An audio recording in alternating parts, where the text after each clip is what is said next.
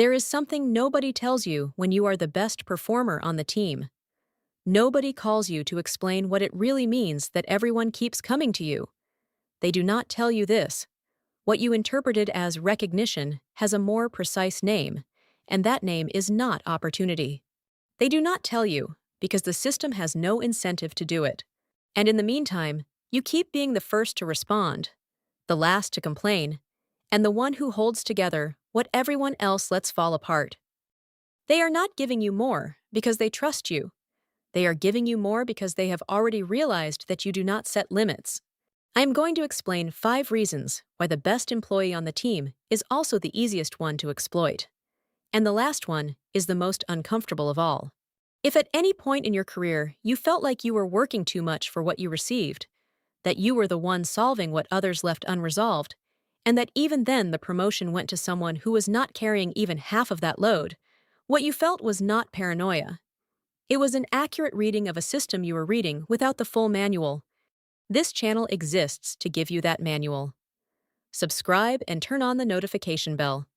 What we talk about here, you will not find in any corporate training. Let us get to the point. Number 5. Excess responsibility that looks like praise. It starts so subtly that you barely notice it.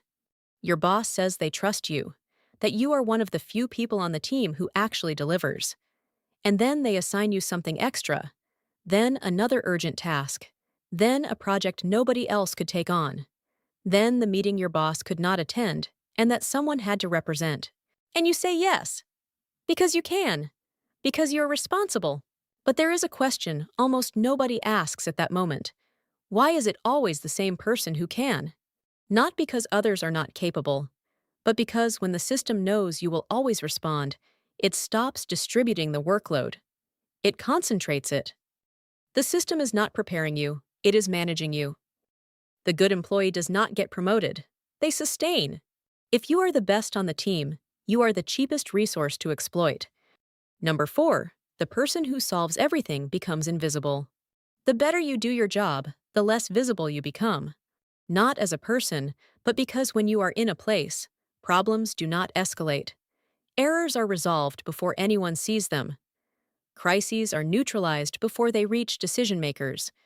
And from the outside, that looks like everything is fine. Not like you are holding together what would break without you.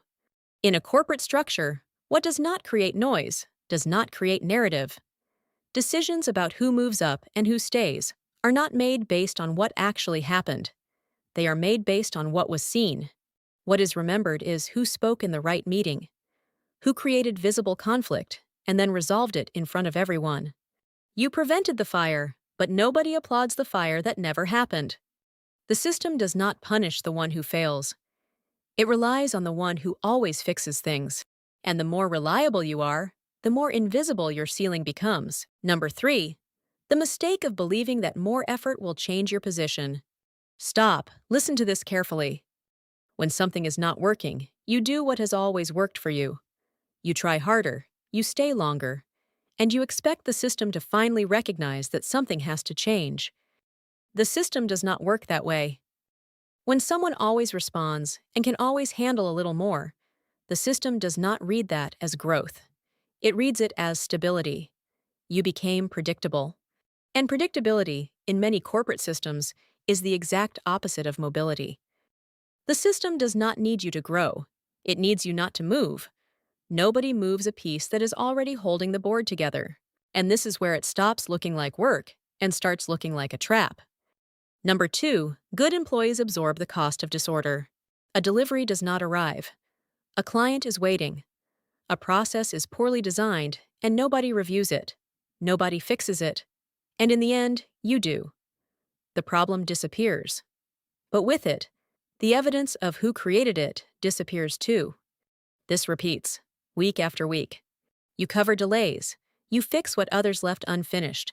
And while you do all that, the system stops perceiving the real problem because someone is already paying the cost. At the end of the year, the team performed well. It worked because you worked for 2. Your excess responsibility is not just exhausting. It is the invisible subsidy that keeps the team dysfunction running. The good employee does not always grow. Often they absorb. Number 1. That is exactly why they do not move you.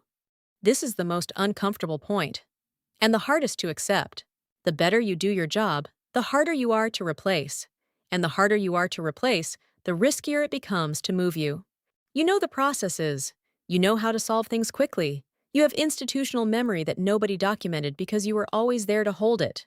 Moving you means a transition period where things will break. So the system does the most rational thing it can do. It keeps you where you are. Not because they do not see your value, but because they cannot afford to lose that value where it is already useful. Being indispensable does not always make you valuable. Sometimes it makes you immobile. The system does not always promote the one who contributes the most. It promotes the one who can stop contributing in one place without everything falling apart. It is not merit, it is logistics. And if you are the one holding the board together, the system's response is always the same. Not yet. Maybe later. Perhaps next year. Next year, the situation is exactly the same. What you need to understand before tomorrow? Being competent is not the problem. The problem is believing the system rewards competence automatically and proportionally. It does not.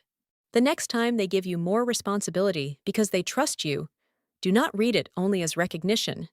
Read it as a signal. Are they preparing you for something?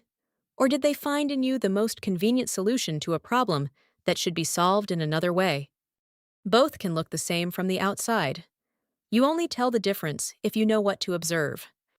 They do not reward you for solving, they reuse you for solving. And when you understand this, you stop playing the game and start seeing it. And when you can see it, you stop being part of the system and start making decisions within it. If you already understand that being the most reliable person on the team does not always protect you, subscribe. Leave a like if something you heard today gave a name to something you had already experienced but could not explain.